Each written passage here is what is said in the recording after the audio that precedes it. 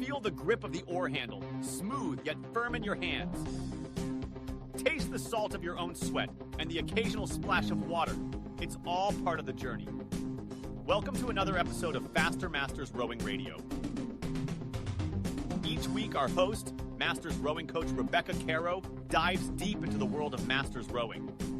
Whether you're on the water or in the gym, join us to become a faster master. Let's go rowing. Well, hello everybody and welcome back. Today we're picking up on an idea that I heard about from Tai Chi.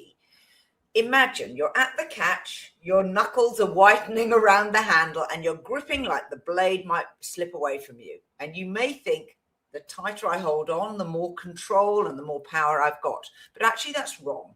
And believing it is costing you boat speed.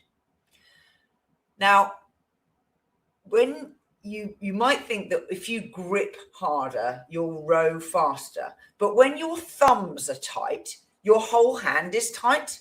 And tension is like a virus. It doesn't stay local, it spreads. So if you have a tight thumb, if you have tight fingers, that leads to a tight wrist, tight elbow, it leads to tight shoulders. You're obviously people whose shoulders are slightly elevated and they've got a really short neck.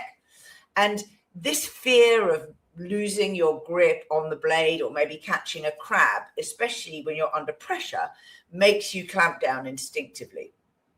So how should you hold the blade?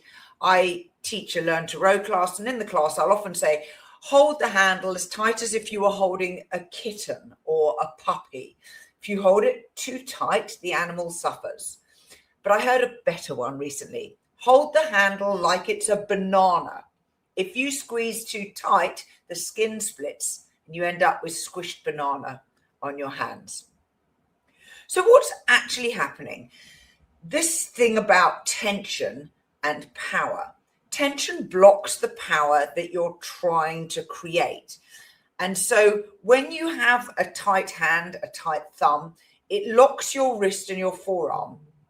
And that travel goes up the kinetic chain, which is how we describe the connection between all the different parts of your body in the rowing stroke. Now, control and power are two different problems. A soft hand can still have control and be precise, but a tight hand is just stiff. You can try this for yourself. Try hanging off a chin-up bar or a children's play gym. Just put your arms above your head, hang the bar and take your feet off the ground so that you're hanging. And then just try tightening your grip and loosening your grip. And you should find that you can make this hook with your fingers and it's sufficient to hold your body weight off the bar for as long as the strength of your hand continues. But if you tighten up, you'll find that you lose strength actually much faster. So gripping doesn't fix your technique or give you more blade security. Relaxing while keeping your fingers hooked around the handle actually does that. So what to do? When you're under pressure, someone maybe has called for you to do some firm pressure strokes. The instinct is to grip harder because you're trying harder, you're working harder in the boat. Gripping, as we've discovered, stiffens the whole kinetic chain and it slows the transfer of power from your legs and your body to the blade. If you soften your hand grip, start with the thumbs.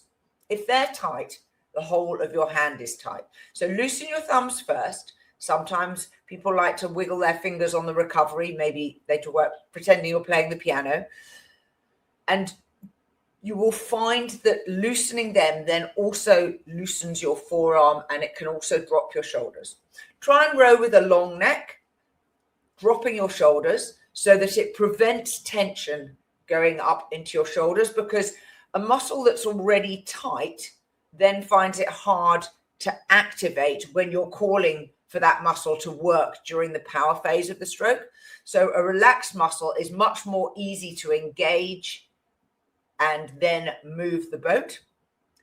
And let your focus come down to letting the mass of your body and the drive of your legs do the work, rather than your hands trying to control and be part of the work piece. So the flow has to come from your legs straight through to the tip of the blade. So it goes up your back, down your arms to your hands, and then to the tip of the blade. And keeping your hands soft allows the sort of mass, the weight of your body to actually make the power. So you need a mental reframe for this. Soft hands, hard drive. So softness isn't weakness. It's how explosive power actually gets to propelling the water. Tai Chi says tightness is life running out of you, running out of your stroke. Softness is life flowing through your stroke. So tension in your hand doesn't add power. It blocks your power. It'll give you a slow catch, a slower grip.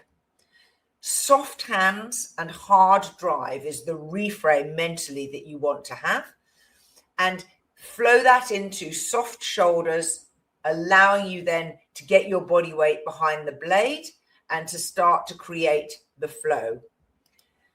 That's how you will improve yourself and get a better stroke by having soft hands. Till next time, bye-bye. We are part of the RowingChat podcast network. Please tell your fellow rowers about the show. If you've learned just one helpful thing from today's episode, please consider supporting the show for as little as $1 per month by visiting fastermastersrowing.com/podcast.